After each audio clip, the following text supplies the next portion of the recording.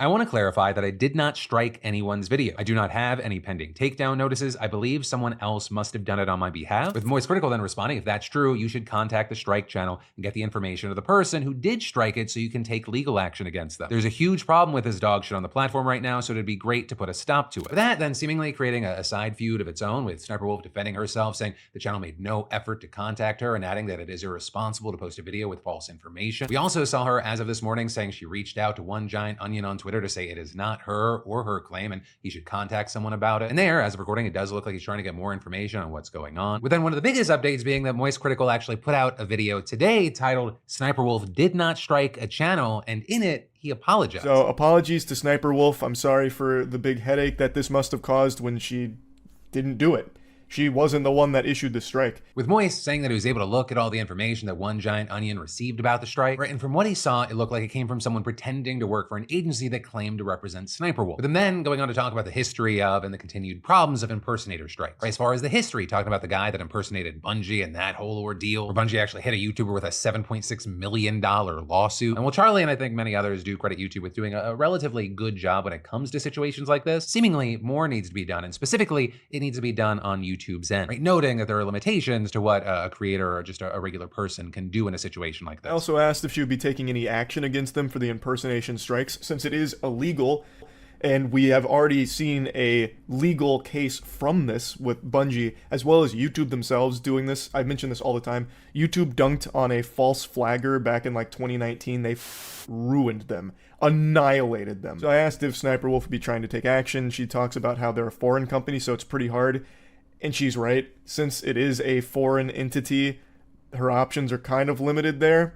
So it's going to really be up to YouTube to solve this issue. Apparently this group has done this multiple times in the past, and now they've just done it again. So it looks like the only option to save the day is going to be sending up the bat signal and hoping YouTube will put on the cape and shut this group down, and maybe they will pursue something legally against them, because this is an issue that is spiraling out of control now. But ultimately, that is where we are with this right now. It'll be interesting to see if anything does actually happen on YouTube's end here, if we get more information, if there's gonna be more of a crackdown. But in the meantime, I gotta ask, what are your thoughts and opinions, both on the specific issue of the MoistCritikal Sniperwolf situation, as well as the more grand and overarching story here. But then let's shift gears to some quickie news, starting with the fact that Andrew Tate is free, at least to leave Romania. Right, and that because a court in Romania ruled over the weekend that both he and his brother Tristan can actually leave the country, but they have to stay in the European Union. Right, because while they were out of prison, they were previously locked in Romania, but now they have more mobility. With the Tates' lawyer telling the New York Times that it seems like the court is gradually loosening its grip, with him also adding in a statement, "We embrace and applaud the decision of the court today. I consider it a reflection of the exemplary behavior and assistance of my clients. Andrew and Tristan are still determined to clear their name and reputation." And Andrew responding to the news on Twitter by saying, "I am free, the sham case is falling apart." Though there, one, the Tates are still awaiting trial for the sex trafficking and rape charges against them, and two, just this morning it appears they got more bad news, right? Because you have outlets in the UK now reporting that a court in London is hearing tax evasion claims against them, with it being alleged they haven't paid taxes on $27 million in revenue. But as far as if anything comes from that, that remains to be seen. And also, I mean, with the trial in Romania, there still hasn't been a date set, so the slow roll just appears to be continuing. But then, in quick business news, we saw Paramount agreeing to a merger with Skydance Media. And looking at it, it's actually a pretty complicated deal. It comes amid months of negotiations and offers and drama that, I mean, could fill an entire season of Succession. But, I mean, it spells out a big shift in Hollywood because Paramount was run by one family, right? The Redstones, for decades. But in this deal, Skydance's David Ellison would actually take charge, which, I mean, that's just a huge shift for one of Hollywood's most historic studios. You know, all of this coming as Paramount's had a very rough go of it in the Netflix and streaming era, with them spending billions on its own service, only to kind of be late to the game and struggling to get people to sign up, with reports saying that its shares have fallen over 75% in the last 5 years. But, I mean, keep in mind, this is not a done deal. As far as where things stand right now, the merger, it has a 45-day period that still allows Paramount's board to search around for better deals. But, I mean, as the New York Times has explained, if it closes, it will anoint a new mogul in Hollywood, saying the deal is in some ways the story of media writ large, with a family that made its fortune in traditional entertainment largely replaced by one enriched by technology. Right in there, noting that David Ellison's father is Larry Ellison, the founder of Oracle. And then, you know, as far as the future of Paramount, you actually had Ellison speaking about that on an investor call today, saying the goal is to double down on Paramount's prowess as one of the world-class storytelling enterprises and also ensure the company is positioned to be able to expand into a tech hybrid. Right? And reports noting that the new leadership really emphasized the tech angle a lot. And so also with that, saying that rebuilding the Paramount Plus streaming service and other direct-to-consumer businesses, that was a top priority, which I think is probably smart because as far as when I think about Paramount Plus, I just think of it as the third-rate streaming service that I constantly confuse with Peacock. Like every now and then I'll find myself going like, what's that show I want to watch? It's on one of the P ones, which,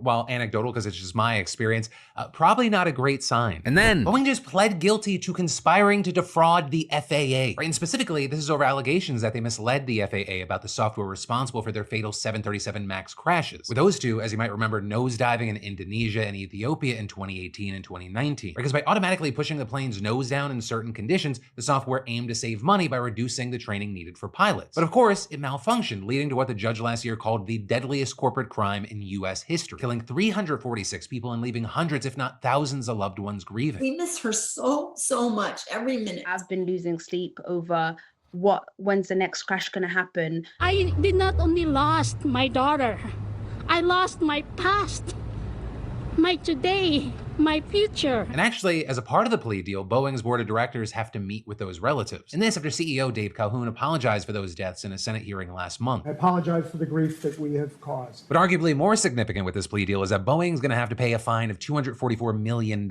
which notably is the exact amount it's believed to have saved from using the faulty software. And that'll be in addition to at least $455 million over the next 3 years to boost safety and compliance programs, both of which are relatively small compared to the $2.5 billion fine Boeing paid in a previous settlement in 2021, or that $20 billion it lost during the 20 months when its MAX planes were grounded by the FAA. And so now the judge just has to approve the plea deal, and the world's biggest aerospace company will literally be declared a convicted felon. For whatever that's worth, I guess. I mean, it's an abstract legal entity. Tons of people died, money's being spent, no one's going behind bars. And instead, what we're seeing is, the DOJ will select an independent monitor to oversee the firm's compliance and publicly file annual progress reports. So essentially, for the next 3 years, Boeing's on probation, and they could face further penalties if they're not good. Also, the conviction could threaten its ability to bid for government contracts from the likes of NASA and the Pentagon. So there, it could still try to get waivers, and you better believe it's going to fight like hell for them. Right? We're talking about a company that got nearly $23 billion in contracts from the DoD alone last year, with government contracts bringing in 37% of their revenue during that time. Going back, all those penalties, that's not enough for many victims' families, with many wanting the DOJ to seek a fine of as much as $25 billion, and most of all, they wanted a trial, with the mother of one victim telling Western Mass News, If a human being, a regular individual, killed 346 people, believe me, they would not be getting a plea deal.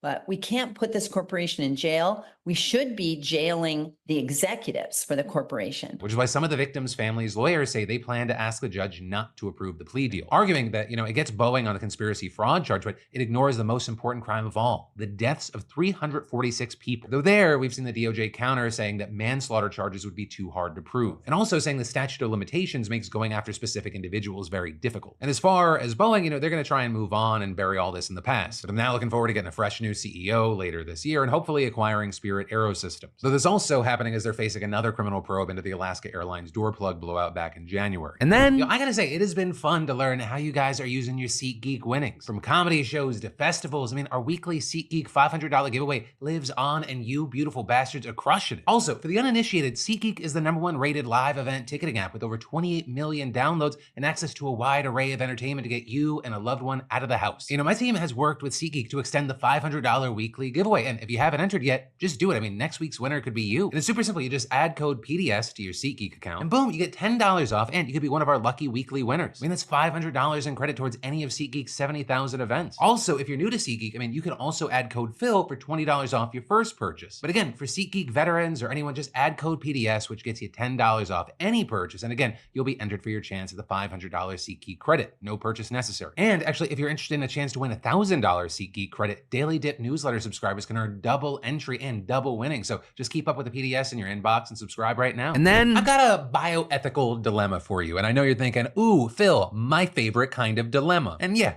I know, that's why I'm asking you. So this has to do with organ donation, right? Because as you're very likely aware, there are way more people who need organs than there are organs available to give them. With there being about 100,000 people currently on waiting lists, 17 of which die every single day. But this is there's a lot of chatter right now in the medical field about a solution that this one doctor calls revolutionary and another calls a game changer. And it's called normothermic regional perfusion, or NRP for short. And here's how it works. Minutes after a patient dies, a surgeon can cut them open and attach a pump, usually to their heart. It gets the blood pumping again, and it restores the flow of oxygen-rich blood to the organs. So whereas the organ, let's say a liver or a kidney would normally become oxygen deprived before getting put on ice, with NRP, it comes out in a much healthier state. And that not only increases the number of organs available for transplant, it also raises the odds that an organ will work after it's transplanted, which is why, unsurprisingly, about half of the 56 organ procurement organizations in the US have already started using NRP and more are planning to do so. But notably,